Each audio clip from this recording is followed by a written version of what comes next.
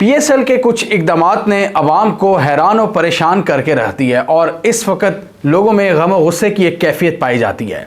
PSL ने basically क्या किया है, इस दफ़ा केएफसी से हाथ मिला लिया और एज अ मेन स्पॉन्सर, यानी लोग ये सवाल कर रहे हैं कि और भी स्पॉन्सर्स हो सकते थे, लेकिन अपने मेन पार्टनर के तौर पर उन्होंने केएफसी को क्यों चूज़ किया, जिनकी पेरेंट कंपनी इजराइल में इजरायली फ़ौजियों के साथ जफियाँ डाल रही है, उनको फ्री मील प्रोवाइड कर रही है, तो केएफसी भी उस जुर्म में शरीक है। तो उनके साथ क्यों हाथ मिलाया पीएसएल ने। और केएफसी के हवाले से एक इंटरेस्टिंग फैक्ट का बताता चलूं कि इस वक्त पूरी दुनिया में केएफसी का जो सीईओ है वो एक पाकिस्तानी है। जी हाँ, केएफसी एक ग्लोबल चेन है, एक अमेरिकन ब्रांड है जिसका सीईओ पाकिस्तानी है। और पाकिस्तान में भी इस हवाले से कुछ दूसरी आरा सामने आ रही हैं, दूसरा पॉइंट ऑफ व्यू सामने आ रहा है। वो ये आ रहा है कि केएफसी की जो पाकिस्तान में ब्रांचेज हैं उसमें कई मतलब दर्जनों सैकड़ों की तादाद में लोग एम्प्लॉयड हैं, तो उनकी जो नौकरी है वो भी दाव पे लग जाती है इस तरह की बायकॉट की कैंपेन से। तो इस तरह का बॉयकॉट हमें नहीं करना चाहिए। ये केएफसी हो गया, मैकडोनल्ड हो गया, ये पाकिस्तान में तो एक रोज़गार प्रोवाइड कर रहे हैं ना, तो सैकड़ों लोग इनसे वाबस्ता हैं। तो इतने डिफ़िकल्ट इकोनॉमिक टाइम्स में आप जब इन कंपनीज़ को हिट करते हो या इनकी बॉयकॉट की कैंपेन चलाते हो, तो आप इनडायरेक्टली उन लोगों को भी टारगेट कर रहे होते हो जो बड़ी मुश्किल से इन कंपनीज़ में जॉब ढूंढते हैं। जबकि दूसरा पॉइंट ऑफ व्यू ये आता है कि गज़ा में जो इजराइल फ़लस्तीनियों के साथ कर रहा है उसकी कोई माफ़ी नहीं है और उनका जो भी उनकी सपोर्ट करेगा हमें उसकी बॉयकॉट करनी चाहिए। बीडीएस भी एक कैंपेन है, ग्लोबल कैंपेन है दुनिया में, जो इजरायली प्रोडक्ट्स का बॉयकॉट करती है। और इस वक्त पीएसएल में जो ज़्यादा बड़ा गुस्सा आवाम को आया हुआ है वो ये है कि मतलब इन्होंने जो फ़लस्तीन के हक़ में जो पोस्टर्स और बैनर्स और झंडे थे वो भी बैन कर दिए हैं स्टेडियम्स में। ये सबसे ज़्यादा परेशान कुन बात है। अगर देखा जाए तो पाकिस्तान एक इस्लामिक कंट्री है और फ़लस्तीन के साथ जो कुछ हो रहा है वो उसके साथ सेंटिमेंट्स अटैच है, ना सिर्फ मुसलमानों के बल्कि पूरी दुनिया में। और पूरी दुनिया में हम देखें तो जो नॉन मुस्लिम कम्युनिटी है वो भी फ़लस्तीनियों के हक़ में मुजाहरे कर रही है, एहतजाज कर रही है। और अगर आप यूरोप की रीत को अगर देखें, यूरोप में जो ट्रेंड है वो वहाँ पर आज़ादी है, वो वहाँ के फुटबॉल स्टेडियम्स में अपने पॉलिटिकल स्लोगन्स लोग लेके आते हैं, प्रेजेंट करते हैं। इसी तरह यूरोप के ही फुटबॉल स्टेडियम्स में हम देखते हैं लोग फ़लस्तीन के झंडे लहराते हैं, जो फ़लस्तीन की कॉज है उसको सपोर्ट करते हैं। और ये गोरे सपोर्ट करते हैं और गोरे उनको अलाउ करते हैं गोरा स्टेडियम्स में।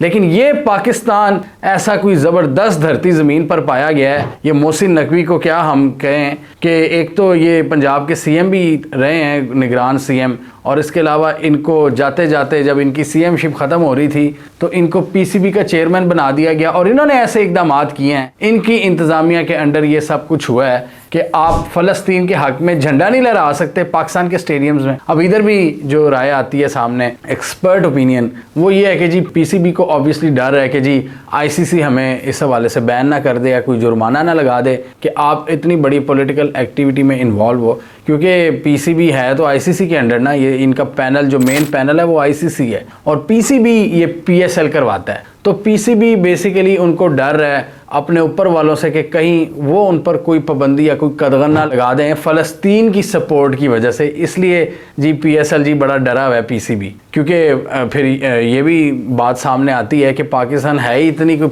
फटीचर किस्म की इकॉनमी कि हम जैसे ममालिक को डर ही लगा रहता है। हमें डर सिर्फ नहीं लगता तो अपनी आवाम से, अपनी आवाम को हम काबू कर लेते हैं, उनको डंडे मार के दबका देते हैं। लेकिन हमें ऊपर वाले लोगों से बड़ा डर लगता है, हमें अमेरिका बादर से बड़ा डर लगता है, हमें इजराइल से बड़ा डर लगता है, हमें आईसीसी से बड़ा डर लगता है कि यार कहीं वो हम पे पाबंदी ना लगा दें, वो हमें बैन ना कर दें।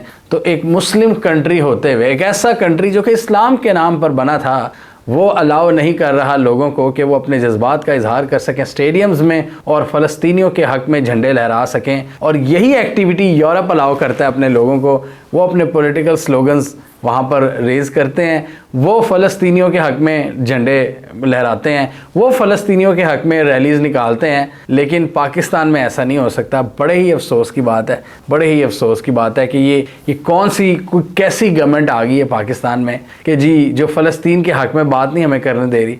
और डेफिनेटली डर इनको यही है आईसीसी से कि जी वो इन पर कोई बैन ना लगा दे, वो इनको कोई दबाए ना कि ओए आगे तुम लोगों के के पास पैसे कम है तो हम तुमसे ये मैचेस भी छीन लेंगे तो तुम्हारा रेवेन्यू बिल्कुल ही बढ़ जाएगा। तो पीसीबी को बेसिकली अपने रेवेन्यूज़ की परवाह है और केएफसी से जो भी इन्होंने मुआहदा किया वो भी इनका प्योरली एक रेवेन्यू बेस्ड एक डिसीजन है कि जी डेफिनेटली वो एक बड़ा ब्रांड है, वो ज़्यादा इन्वेस्ट कर सकता है। अगर इधर किसी आप लोकल ब्रांड के साथ कोलैबोरेशन करोगे तो वो तो शायद इतना नहीं पैसा फेंक सकता, लेकिन केएफसी एक बड़ा ब्रांड है। तो यहाँ पर पीएसएल ने रेवेन्यू का माइंड में ज़्यादा सोचा, लेकिन पीएसएल को ये भी सोचना चाहिए कि अगर अवाम किसी चीज़ के ख़िलाफ़ हो जाए तो वो चीज़ फिर बढ़ भी जाती है, वो प्रोग्राम बढ़ भी जाते हैं बड़े बड़े अगर अवाम फैसला दे दें। तो आप देखें ना, अगर अवाम बड़े बड़े ब्रांड्स का बॉयकॉट कर रही है और अगर उनकी सेल्स बिल्कुल रुक जाती हैं तो फिर पीएसएल क्या तब भी इनसे मुआहदे करेगा जब ये बिल्कुल ख़त्म हो जाएंगे। तो यहाँ पर पीएसएल को थोड़ा सा देखना चाहिए था, अवाम के सेंटीमेंट को भी इनको अंडर ऑब्जर्वेशन लेना चाहिए था, उसको कंसीडरेशन में लेना चाहिए था, जो पीएसएल ने डेफिनेटली यहाँ पर नहीं किया। और इस वक्त अवाम में शदीद गम और गुस्से की एक लहर पाई जाती है। लोग गुस्से में हैं, लोग ये सवाल पूछ रहे हैं कि क्या ये वाकई एक इस्लामिक कंट्री है जहाँ पर आप अपनी आज़ादी से एक फ़लस्तीनी, आप एक मुसलमान मुल्क के हक़ में आवाज़ नहीं निकाल सकते, जहाँ पर जो इतनी बर्बरियत सह रहे हैं, मतलब आप एक्सट्रीम जुल्म के ख़िलाफ़ भी आवाज़ नहीं उठा सकते। 30,000 बंदा मार दिया है इज़राइल ने फ़लस्तीन के अंदर, आप उसके हक़ में भी नहीं उनके आवाज़ उठा सकते, तो फिर आप कहाँ फिर आवाज़ उठा सकते हैं? फिर आपको यूरोप के किसी कंट्री में शिफ्ट होना पड़ेगा कि आप फ़लस्तीनियों के हक़ में आवाज़ उठाएँ। लाहौला वलक हुआ था कि ये मतलब पाकिस्तान छोड़ना पड़ेगा आपको, क्योंकि पाकिस्तानी सरकार तो फ़लस्तीनियों के हक़ में मुज़ाहरा करने ही नहीं देती। जो पाकिस्तान क्रिकेट बोर्ड है वो उन लोगों से इल्हाक़ करता है जो कि इज़राइली सोल्जर्स को फ़ंड करते हैं, उनको फ्री मील देते हैं, जो कि उनके साथ जफ्फी डालते हैं। तो ये डेफिनेटली ये चीज़ें ये अवाम को गुस्सा तो चढ़ाती हैं जब ऐसे एक्शंस होते हैं।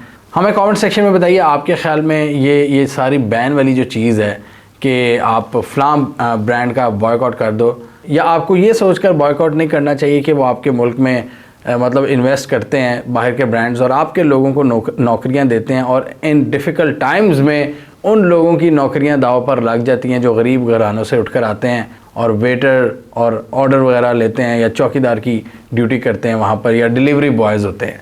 आप क्या समझते हैं, क्या हमें बॉयकॉट करना चाहिए या नहीं? और दूसरा जो पॉइंट है ये जो झंडे लहराने वाला, क्या आपके ख्याल में पीएसएल का ये फ़ैसला दुरुस्त है कि स्टेडियम्स के अंदर फ़लस्तीन के हक़ में झंडे ना लाए जाएं, जो कि यूरोप में कई जगहों पर अलाउड है? कमेंट कीजिए। इसके अलावा हमारा यूट्यूब चैनल सब्सक्राइब करना, साथ ही वो बेल आइकन भी दबा लें ताकि वो स्टोरीज़ दुनिया भर से पाकिस्तान से जिनकी मेन स्ट्रीम मीडिया पर प्रॉपर कवरेज नहीं होती हमारे प्लेटफॉर्म के थ्रू आप तक टाइम पर पहुँच जाएँ।